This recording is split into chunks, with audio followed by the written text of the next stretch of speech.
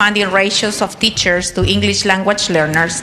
The conference report is conforming what we have in the House budget, where we increase the amount of teachers from 17 to 18.5 during the first year, and then the following budget year we will increase it to 20 teachers.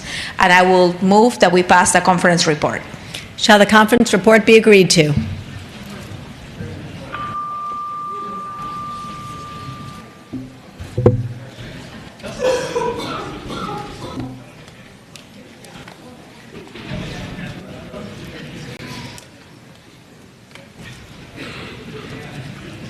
The clerk will close the roll. Ayes 52, nays 39, abstentions 0. Ayes 52, nays 39, abstentions 0. The conference report is agreed to. Page 37, conference report on House Bill 1017. The delegate from Fairfax, Delegate Sickles. Thank you, Madam Speaker, members of the House. HB 1017 is the consolidation of research, innovation, and entrepreneurship into the Virginia Innovation Partnership Authority. There are just a few small tweaks throughout the bill, but the only substantial difference between the bills introduced in the conference report relates to the membership of the new Innovation Authority Board and Commercialization Advisory Committee. There are no politicians on this, so that's not an issue. But as introduced, the board would have been comprised of 9 members, the Secretary of Commerce and Trade, and 8 non-legislative citizens appointed by the governor, approved by joint rules.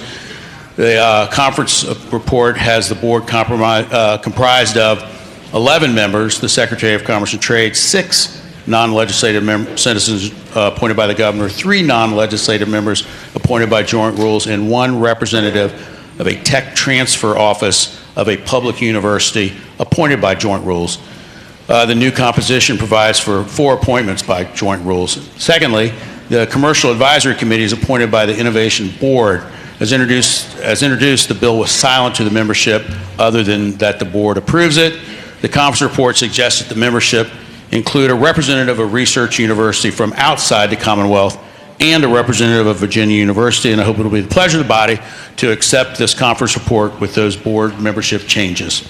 Shall the conference report be agreed to?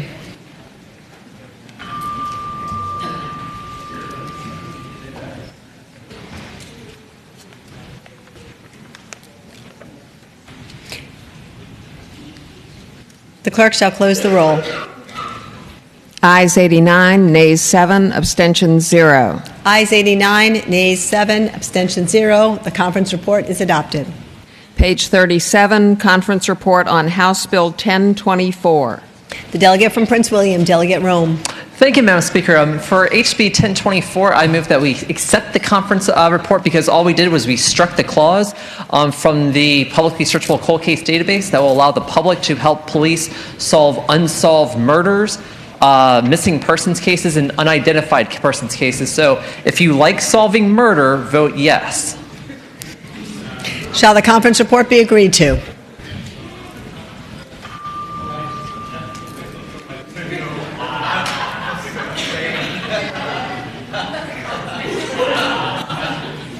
The clerk shall close the roll. Ayes 98, nays 0, abstentions 0. Ayes 98, nays 0, abstention 0. The conference report is agreed to.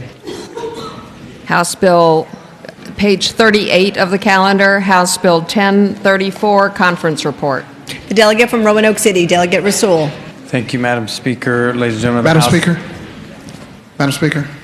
Yes, delegate from Richmond City, Delegate. Could the conference report for House Bill 1034 go by temporarily, please? All those in favor of HB 1034 going by temporarily shall say aye. Aye. Those opposed, 1034 goes by temporarily. Page 39, conference report on House Bill 1176. The delegate from Franklin, Delegate Poindexter. Thank you, Madam Speaker. We have 1176 on the board. Thank you, ma'am.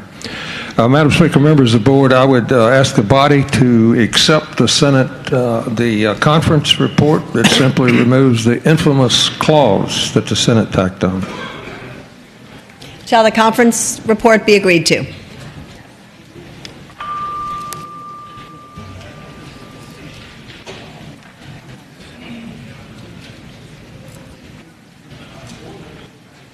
The clerk shall close the roll. Ayes 95, nays 0, abstentions 0. Ayes 95, nays 0, abstentions 0. The conference report is agreed to.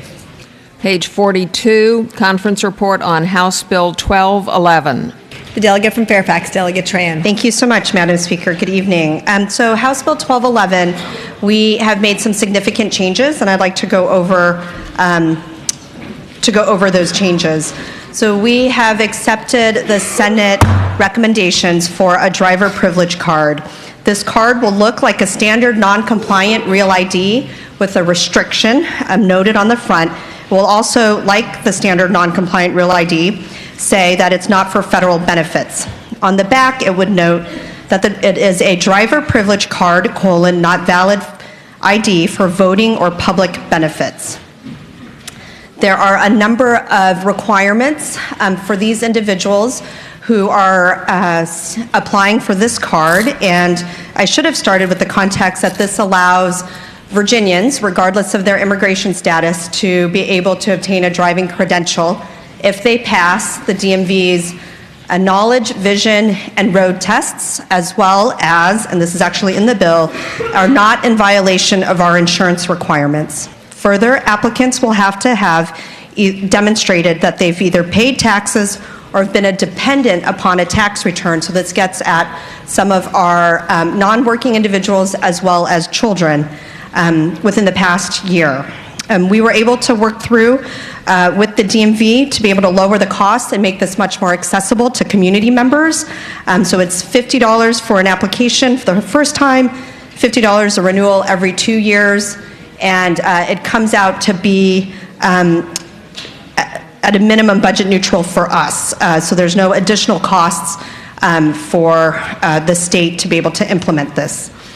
There's an incredible amount of fear in our community about the level of access that different governmental entities, particularly our federal agencies, would have, and we have been able to embed a number of privacy protections into this bill, so I'm really glad that we have been able to do that. So any data that's shared for the application process for a driver privilege card is considered privileged, including the cost of the card, the tax returns, and that type of information.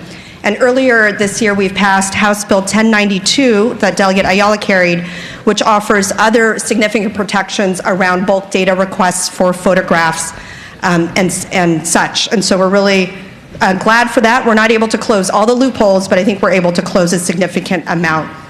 This bill is incredibly important to this particular community. The ability to drive and live your daily life and be able to go to work, take your kids to school, go to the doctor, go to church without additional stress and worry and fear will be tremendously life-changing for those drivers and their family members. And I hope it's the will of this body to accept the conference report. Shall the conference report be agreed to?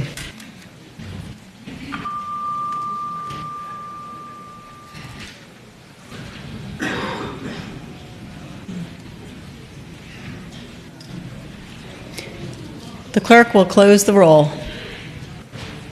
Ayes 56, nays 40, abstentions 0. Ayes 56, nays 40, abstentions 0. The conference report is agreed to. Madam Speaker. Yes, the delegate from Alexandria, Delegate Herring.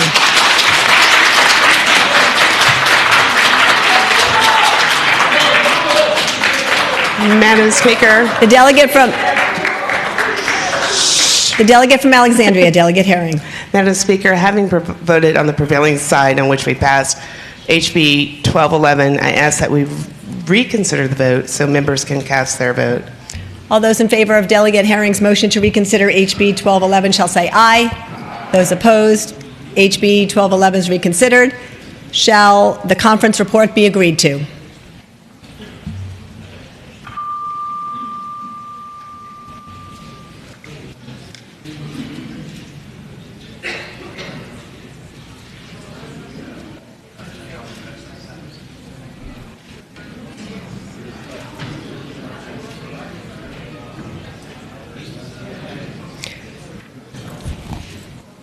The clerk shall close the roll. Ayes 57, nays 40, abstentions 0. Ayes 57, nays 40, abstention 0. The conference report is agreed to. Page 46, House Bill 1434.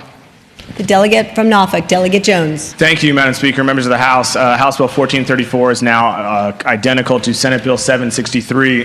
There are technical amendments, but I'll also remind you that the underlying bill extends a tax exemption from the M&T tax for solar projects for 80% for the first 5 years, 70% for the next 5 years, and 60% for the life of the project, and extends the exemption to 2030. I would move adoption of the conference report. Shall the conference report be agreed to? The clerk shall destroy the roll. The delegate from Campbell, Delegate Ferris. Madam Speaker, would the patron rise for a question? Will the delegate yield? I will rise and yield. The delegate has risen. Will yield. All right. So this is extended for 10 years. Is that right? Madam Chair? Madam Speaker, I'm sorry. Delegate Ferris? Did the patron say that this would extend it for 10 years? Delegate Jones. Madam Speaker, I would say to the delegate that yes, this is extended until 2030 based on the Senate's wishes. Delegate Ferris. So speaking to the conference report. Delegate Ferris, you have the floor. Madam Speaker, I would ask that we not approve of this conference report. It is crippling the rural communities that these solar farms are in. Personally, I think it's going to cause them not to approve any more solar farms because the loss of revenue that they're receiving from this land being put into these solar farms and that are tax exempt. I'd ask the body not to accept this conference The delegate from report. Norfolk, Delegate Jones. Madam Speaker, speaking to the conference report. Delegate Jones, you have the floor. Madam Speaker, for those of the members who are not aware, this bill is a very small part of the Virginia Clean Economy Act. This is a bill that seeks to provide consistency with that bill, which I believe has gotten out of this body and is out of the other body as well. And so we've got a lot of solar to deploy over the coming decade. And if we are to meet our energy goals, this is a helpful process to get there, and I would urge the body to vote yes on the conference report. Shall the conference report be agreed to?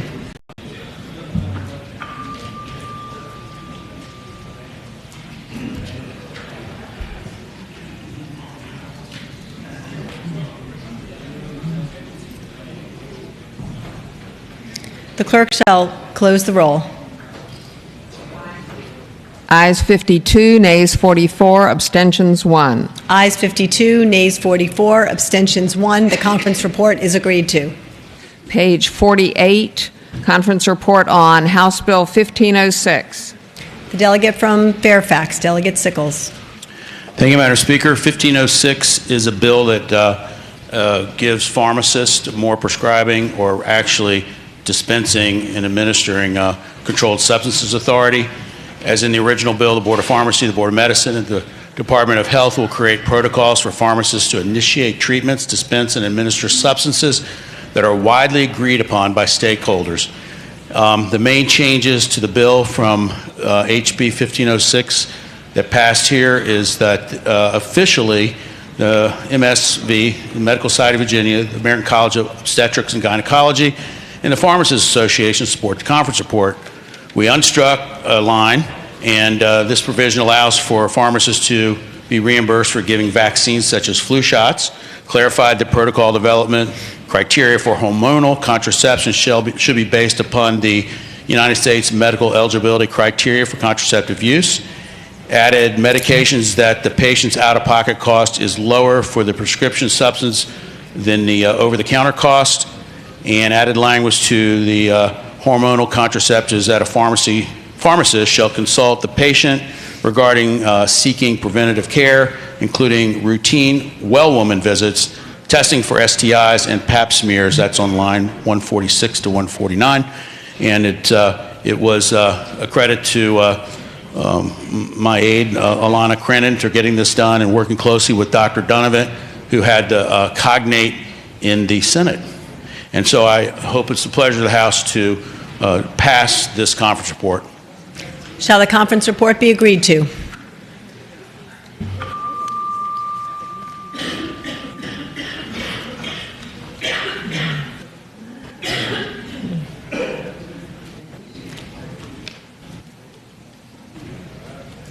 The clerk shall close the roll. Ayes 96, nays 2, abstention 0. Ayes 96, nays 2, abstention 0. The conference report is agreed to. Page 51, conference report on House Bill 1537. The delegate from Richmond City, Delegate McQuinn.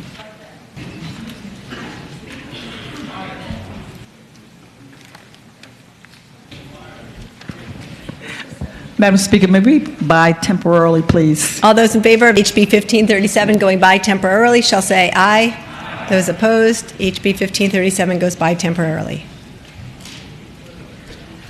The House will be at ease.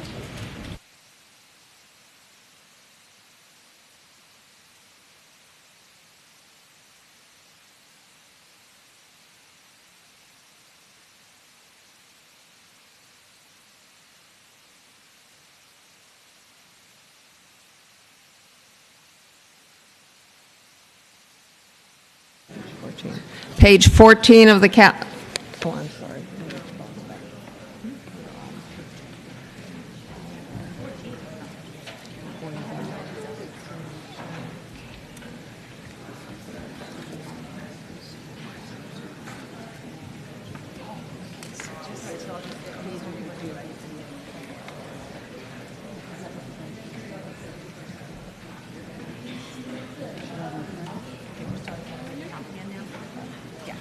So if you just do this.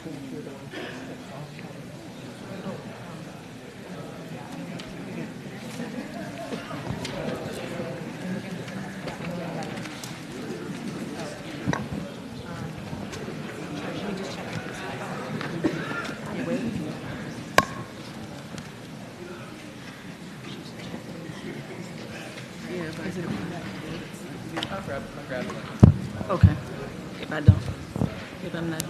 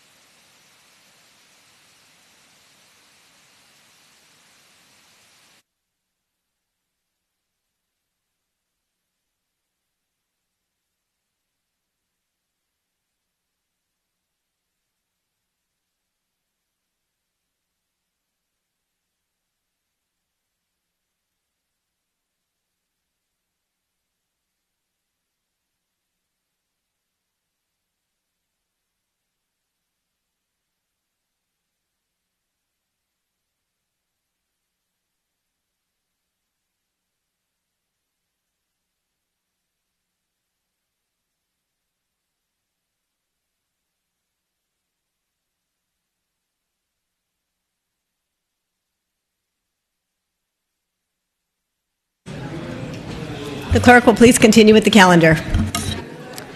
Page 14 of the calendar, House Bill 4.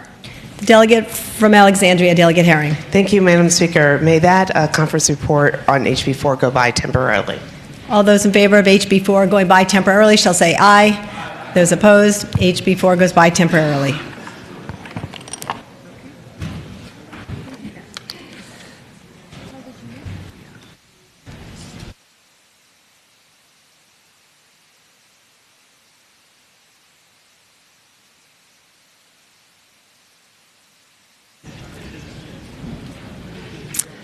Page 38 of the calendar, House Conference Report on House Bill 1034 that went by temporarily.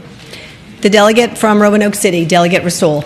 Thank you, Madam Speaker. Ladies and gentlemen of the House, House Bill 1034 has to do with local food and farming infrastructure. The Senate had placed the clause, and now that's been removed in the conference report. Hope it be the pleasure of the body to accept the conference report. The delegate from Richmond City, Delegate Bourne. Madam Speaker, would the gentleman from Roanoke City rise for a question or yield for a Will question? the delegate yield? I yield.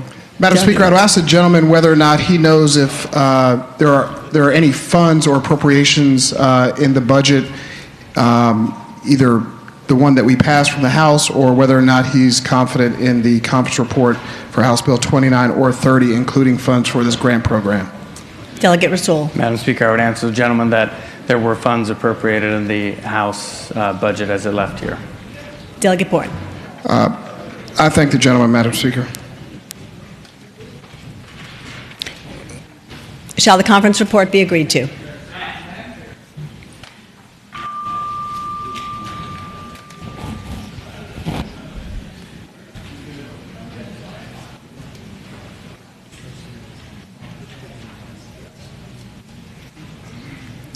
The clerk shall close the roll. Ayes 79, nays 15, abstentions 0. Ayes 79, nays 15, abstentions 0. The conference report is agreed to.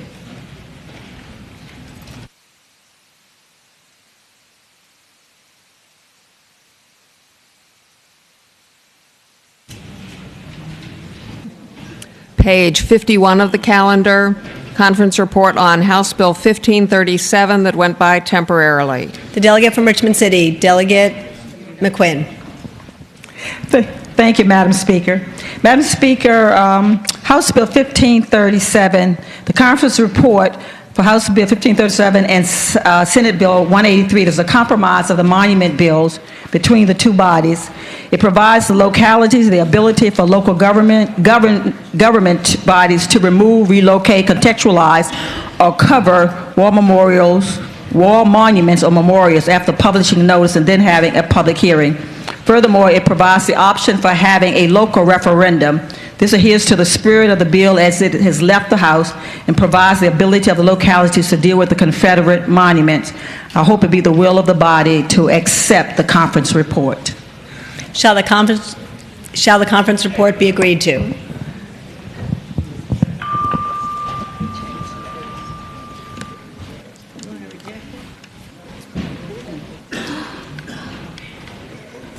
The clerk shall close the roll.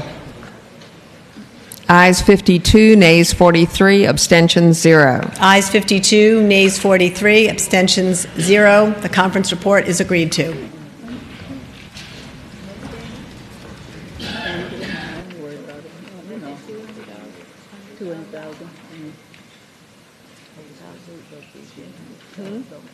The House will be at ease.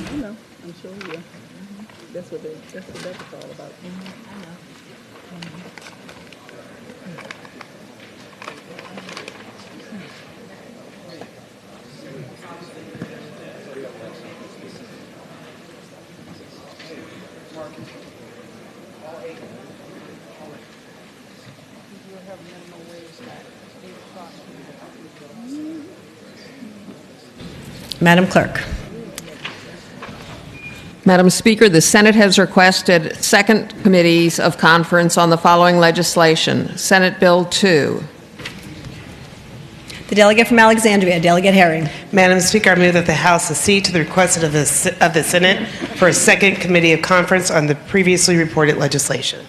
Shall the motion by Delegate Herring be adopted? All those in favor say aye. All those opposed, the motion is adopted.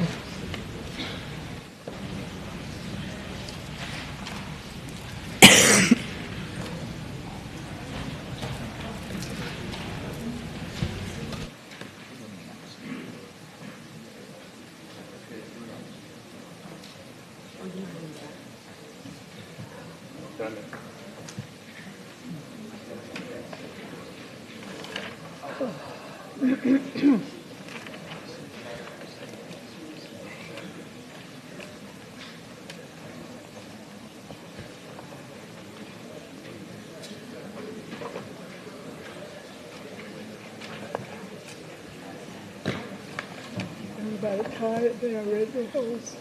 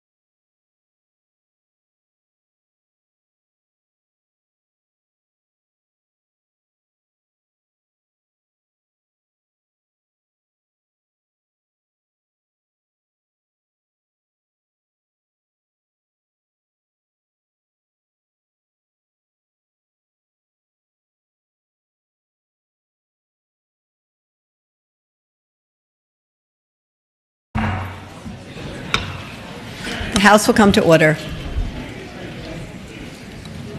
The clerk will please continue with the calendar.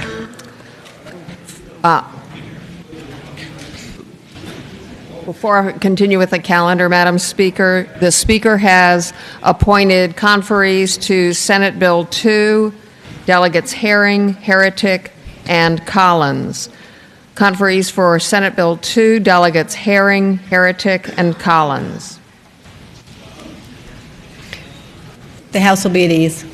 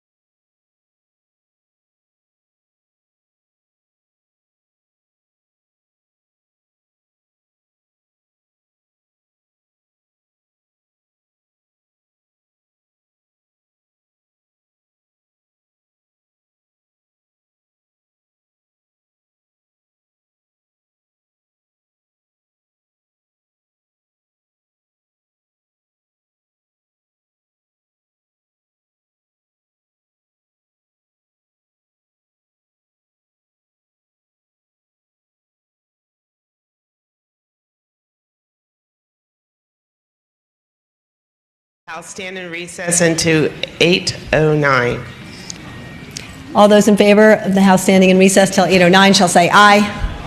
Those opposed, the House stands in recess until 8:09. Madam Chair. Madam Speaker. Madam Speaker.